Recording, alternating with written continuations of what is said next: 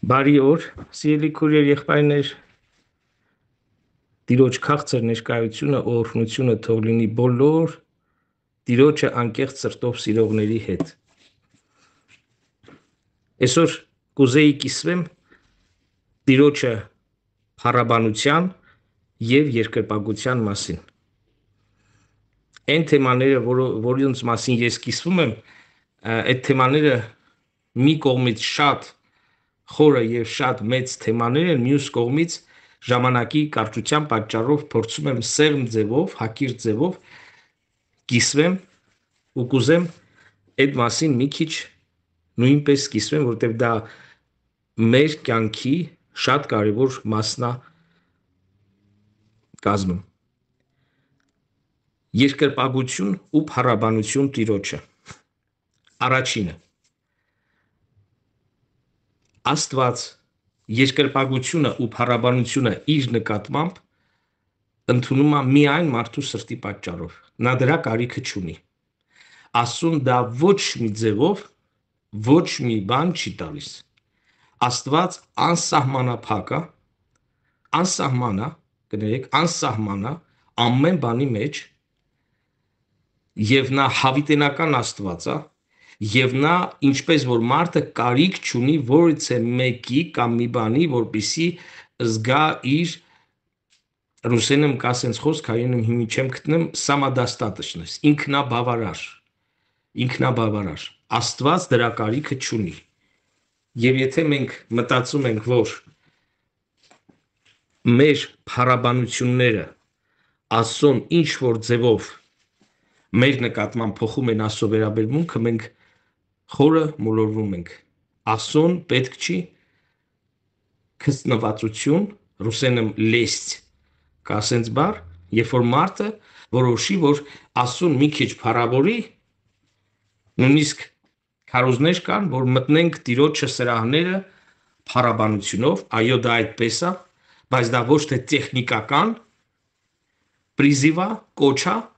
այլ դա սրտի համար ասած, որպեսզի մարդը հասկանա, որ Տիրոջը սրահները ինքը կարող է մտնի, Տիրոջ ներկայության մեջ, ավելի պարզ ասած, Տիրոջ ներկայության մեջ մարդը կարող է մտնել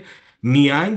երբ որ ինքը սրտի մեջ իրապես Տիրոջը բարձրացնում է ու փառավորում է։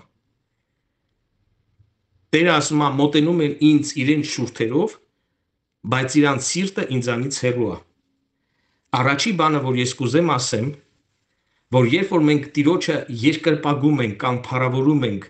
փառաբանող ու երկրպագող խոսքեր, երգեր, սաղմոսներ, ինչ ուզում է որ անենք, դա եթե մենք անում ենք անկեղծ սրտից ելնելով, դա Տիրոջը ուրախացնում է, առակացի մեջ ասում է, որդիս իմաստուն ձևով վարվիր եւ իմ սիրտս կուրախանա։ Աստված եւ լաց է լինում եւ ուրախանում է։ Տիրոջ խոսքի մեջ գրված է, որ հոգիս ծածուկ տեղերը կարտասվի։ Ընդեղ նկարագրում է Իսրայելի վիճակի մեջ մասին։ Հիսուսը Երուսաղեմին նայում էր եւ արտասվում էր։ Երուսաղեմ, Երուսաղեմ, քանի անգամ ուզեցա քեզ հավաքեմ իմ թևերից տակ, պաշտպանության տակ, ինչպես թռչունը իր ձագերին։ Սիրելի քույրեր, եղբայրներ, Աստված եւ ուրախանում է եւ արտասվում է։ Եվ Աստծո սիրտը հոր սրտի պես ուրախանում է, երբ որ մեր սիրտը իսկապես նրան փառաբանում է։ Ոչ թե որ նա դրանով այդ մենք հա որ մեզ մի քիչ անկեղծ սրտով գովում են, հորդորանքի խոսքին ասեմ, ես սա անկեղծ սրտի մասին եմ ասում, մենք ամրանում ենք դրանից ու ուրախանում ենք, որ մեր արածը իզուր տեղ չի անցնում։ Աստված նույնիսկ դրա կարիքը չունի։ Նա չի ամրանում եւ նա դրանով ոչ մի բան չի ստանում, պարզապես դա ուզում է ինքը, որպեսզի մենք երկրպագենք ու փառավորենք Տիրոջ, ուզում եմ սա ուշադիր լսեք, սիրելի քույրեր, եղբայրներ, Տերը ուզում է, որպեսզի մենք անկեղծ սրտով իրեն փառավորենք ու երկրպագենք, որովհետեւ եթե մենք Տիրոջը չենք երկրպագում, փառավորում, անպայման մենք կգանք կհասնենք նրան, որ կերկրպագենք ու կփառավորենք խոսքով ու գործերով սատանային։ Երկու Տիրոջ ծառայել հնարավոր չի։ Հիսուսը երբ որ ասում է հնարավոր չի, դա նշանակում է հնարավոր չի, դա ուրիշ ձևով չի թարգմանվում։ Եվ Տերը ուզում է, որպեսզի մենք երբ որ երկրպագում ենք ու փառավորում ենք խոսքերով, երգերով, սաղմոսներով, մեր ծառայությամբ, դա մեր երկրպագությունն է, պաշտամունքն է, փառաբանությունն է Տիրոջը,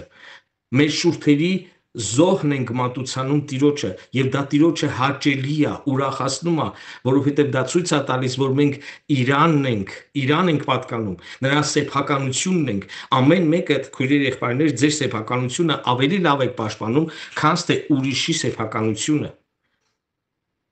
Եվ Աստված իր սեփականությունը երբեք ոչ մեկին չի տա, որովհետեւ Հիսուս ասավ իմ հայրս ավելի մեծ է եւ նրա ձեռքից ձեզ ոչ ոք չի կարող խլել։ Ինչի, որովհետև մենք նրա սեփականությունն ենք։ Իսկ նա, որ աշխարհի հետ ընկերություն անում, գրված է, որ նա Տիրոջը թշնամություն անում, այսինքն դադարում է դառնալ Աստծո սեփականություն։ Այդ պատճառով էլ Տերն ասում է, որ ապաշխարիր, եթե ոչ ես պիտի փսխեմ քեզ։ Սիրելի քույրեր եղբայրներ, երկրպագությունը, փառաբանությունը, պաշտամունքը դա ինդիկատորների, ցուցանիշներից մեկն է, որ ցույց է տալիս մեր պատկանելիությունը, ում ենք մենք պատկանում։ Այդ պատճառով մենք պետքա փառաբանենք ու երկրպագենք։ Երկրորդը հարց. եթե իմ սիրտս տխրած է, եթե իմ սիրտս ճնշված է, եթե ես հիվանդ եմ, եթե ես ֆինանսական պակասություններ ունեմ, եթե ես փորձության մեջ եմ, այդ ժամանակ ինչ անեմ։ Պատասխան. Սիրելի քույրեր եղբայրներ, Տիրոջ խոսքը գրված է, որ ամեն բանի համար, ամեն ժամանակ, կրկնում եմ, ամեն բանի համար, ամեն ժամանակ Տիրոջը փառավորեք, որովհետև դա է Տիրոջ կամքը Քրիստոս Հիսուսի մեջ։ Եվ այդ պատճառով մենք պետք է հասկանանք մի բան, հենց սատանան էդ էլ ուզում էր, որ Հոբը իր նեղությունների մեջ տրտնջա Տիրոջը նկատմամբ, որ խստանա նրա սիրտը տրտունջից, եւ խստացած սիրտը միշտ տրտունջ է բերում։ Իսկ Հոբը ասում է, հելատեսեք ինչ ասում, եթե նա ինձ նույնիսկ սպանի, մեկը նրան պիտի պաշտեմ։ Ռուսերեն ասում է, вот он убивает меня, а я все равно на него буду надеяться։ Մեկը նրան պիտի հուսամ։ Սատանայի ամբողջ երազանքն էր, նույնիսկ կինը ասավ, անեցիր ու մեռիր։ Հոբը ասավ, միթե բարիքները Աստծուց պիտի ստանանք, իսկ չարիքները ոչ։ Եվ գրված է, եւ նա դրանով իր շուրթերով չմեղանչեց, իր շուրթերով։ Սիրելի քույրեր եղբայրներ, երբ որ մենք նեղության մեջ ենք, երբ որ մենք դժվարության մեջ ենք, տառապանքի մեջ ենք, կամ մի բան ցավում է, կամ մի կորուստ կա, կամ մի բան մեր կյանքի մեջ այնպես չի գնում, ոնց որ մենք դա նշանակում է, որ մենք պետք է խնդրենք, որ Տերը մեզ այդ վիճակից հանի։ Բայց խնդրելուց առաջ եւ խնդրելուց հետո մենք պետք է փառավորենք Տիրոջը ու ասենք Տեր, այս վիճակի մեջ ես մեկը փառքը քեզ եմ տալիս եւ քեզ եմ հայտարարում իմ Տերս ու իմ Փրկիչս, միայն դու ես իմ փրկությունը, միայն դու ես իմ Տերը եւ դրանով մենք ընդունում ենք եւս մեկ անգամ հաստատում ենք, հայտարարում ենք, որ Տերն է իմ Փրկիչը, որ նա իմ Տերն է եւ ես նրա սեփականությունն եմ։ Էլի եմ ուզում շեշտեմ, սիրելի քույրեր եղբայրներ, փառավորելը սրտի անկեղծության հետ է կապված, ոչ թե տրամադրության հետ։ Իհարկե, երբ որ մենք ուրախ ենք, սաղմոսներ երգենք եւ այլն, էդ էլ է երկրպագություն, դա շատ լավ է, բայց ամենաուժեղ երկրպագությունը, ամենաուժեղ պաշտամունքը ու փառաբանությունը նա է, երբ որ մենք կարիքի մեջ ենք, բայց Տիրոջը հայտարարում ենք մեր Տերը, մեր Փրկիչը, մեր հույսը եւ նրան ասում ենք, եւ դա լսում է ամբողջ դժոխքը, ու մենք նրան մեկը ասում ենք, Տեր, դու ես իմ Տերը, Փրկիչը, Արարիչը, ես ինձ քո ձեռքերի մեջ եմ հանձնում։ Հավատացեք, սատանան մեզ չի կարող նրա ձեռքերի մեջից խլի։ Եվ երբ որ մենք նրա ձեռքերի մեջ ենք մեզ պահում, սրտով ու խոսքով, երբեք սատանան ազատություն չունի եւ մեր կյանքի մեջ մեր ուժից ավել չի կարա սատանան մեզ փորձի, որովհետև Տերը պահում է ամեն ինչ իր կոնտրոլի տակ։ իր հսկողության տակ։ Սիրելի իմ քույրեր, եղբայրներ, ինչ վիճակ ուզում ա լինի, եթե ձեր ամբողջ զգացմունքները, ձեր ցավերը, ձեր տառապանքը ձեզ հուշում են, որ դուք թողնված եք Տիրոջից, ձեզ հուշում են, որ Տերը լավը չի, եւ այլն, Տերը չի օգնում, չի բանանում, ամբողջ ձեր սիրտ անկեղծությունը վերցրեք ու ձեր շուրթերով ասեք. Տեր, ես իմի չեմ հասկանում ինչա կատարվում, բայց ես ուզում եմ փառավորեմ քեզ, իմ հայրս ու իմ Աստվածս Հիսուսի անունով։ Ստեփանոսը երբ որ քարկոծվում էր, նա ասավ. ես տեսնում եմ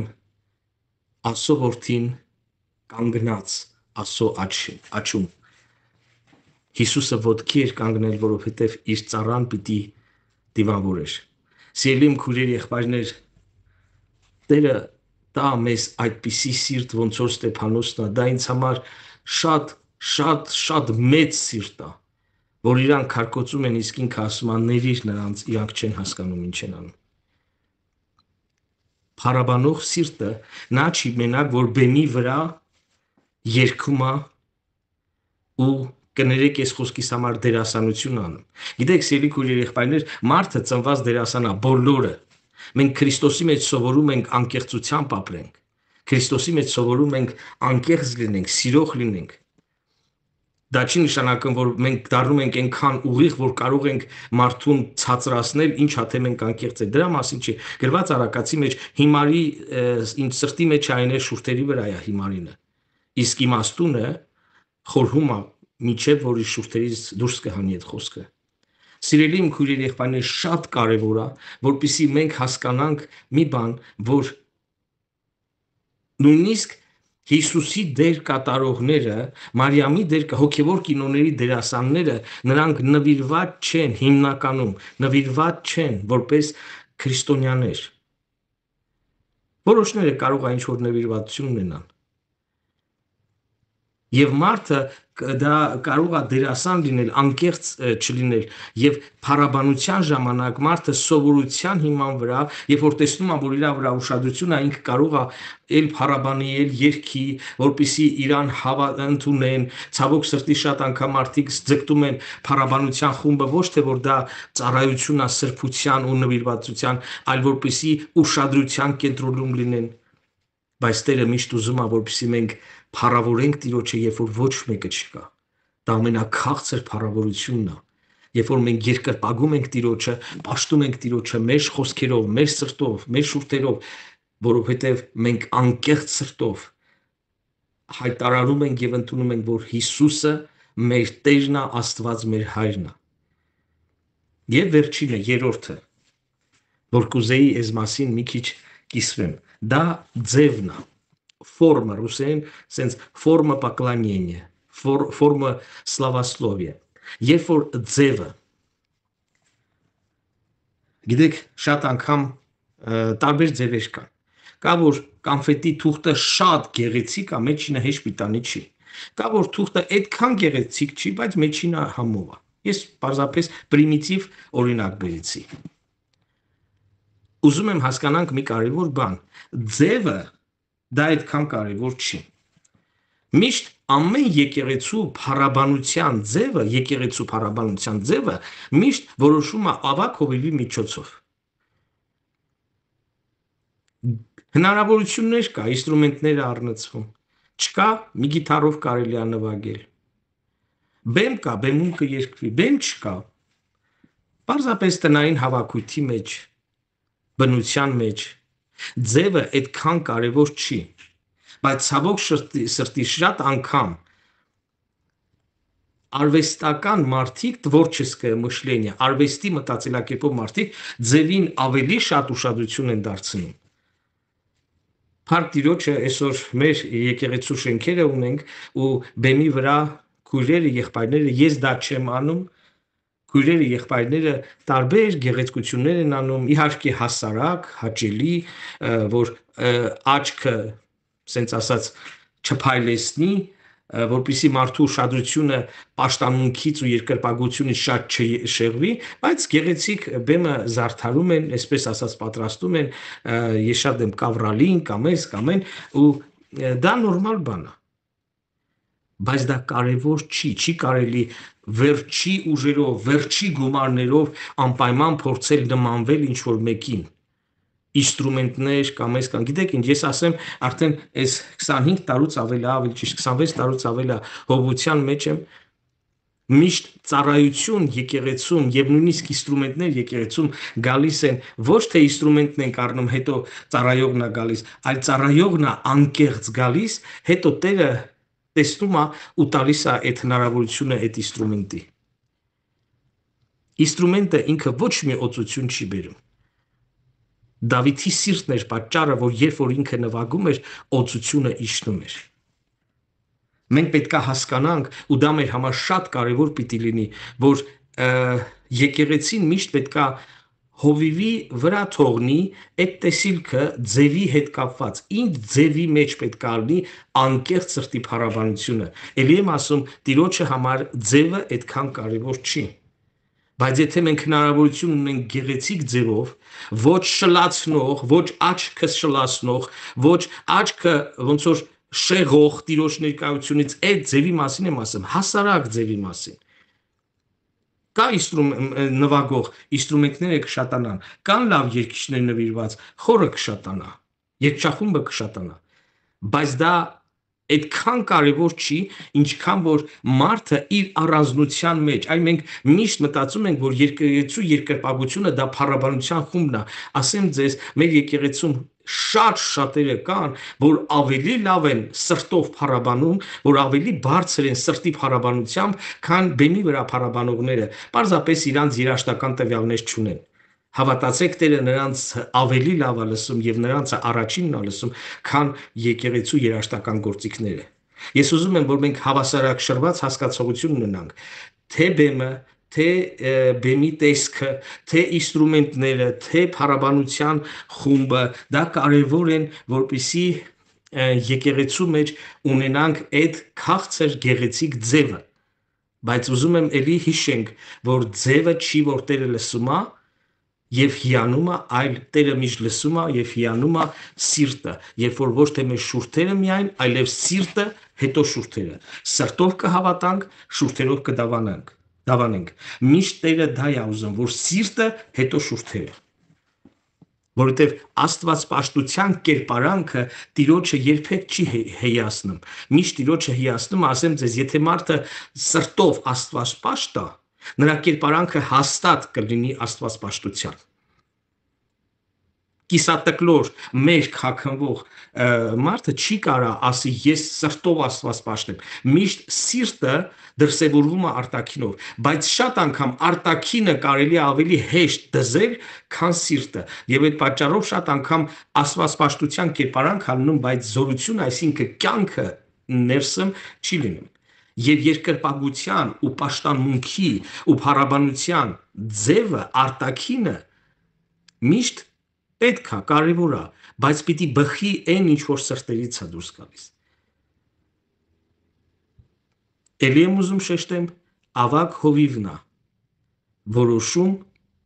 իսկ մնացածը ոչ թե պահանջում են, այլ օգնում են, այլ հուշում են հովիվին առանց ապստամբության սրտի, ինչպիսի ձև պիտի լինի եկեղեցում փառաբանության եւ պաշտամունքը։ Տերը օրհնի ձեզ, Տիրոջ օրհնությունը լինի բոլորի հետ սիրելի քույրեր, եղբայրներ։ Ամեն։